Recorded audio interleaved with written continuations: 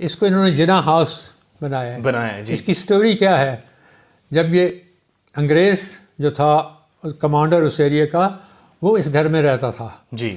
تو مس فاطمہ جناح نے جب پاکستان بنا تو انہوں نے کوشش کی کہ یہ گھر ان سے واپس لے، اور جو فیمس جو لائر تھے جس کو جادوگر اور جدہ کہتے تھے پیرزادہ، وہ جو قائد اعظم کے سیکرٹری تھے جی.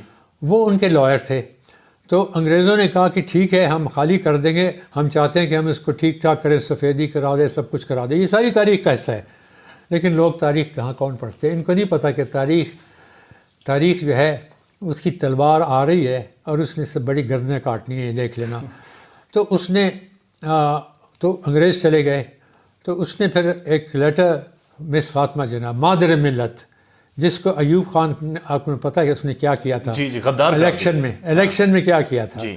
اور پھر بھی اس کو الیکشن میں اگر وہ ایڈلٹ فرنچائز ہوتا تو مس فاطمہ جناح نے ایوب خان کو مٹی میں ڈال دینا تھا، لیکن وہ سارے وہ 80,000 جو تھے سارے وہ یہی تھے نا، یہ جس کو خریدے جاتے ہیں یا ان کو ڈرایا جاتا ہے، جیسے ابھی وہی ٹریڈیشن چل رہی ہے. جی. یہ اس وقت سے خرابی شروع ہوئی ہے، ایوب خان کے وقت سے. جی. یہ آج جو ہو رہا ہے وہ بالکل ریفلیکشن ہے 100% of that time, but we never learn from history because we think history is nothing, we are about it. اب ہوا کیا، جب یہ ان کا مس فاطمہ جناح کی اپلیکیشن جو لیٹر گیا تو وہ وہاں پہ جو تھے secretary defence at that time Atiq, میرے خیال میں عتیق، جنرل عتیق، انہوں نے ایوب خان کو بتایا کہ جی یہ آیا ہے مس فاطمہ جناح سے.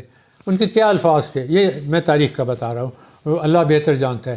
اس نے کہا کہ بڑھیا کو 1-2 لاکھ روپے دے کے اسی جان چھڑا دو. یہ تو ان لوگوں کی، یہ ان لوگوں کی عزت اور وہ ہے قائد اعظم کے لیے.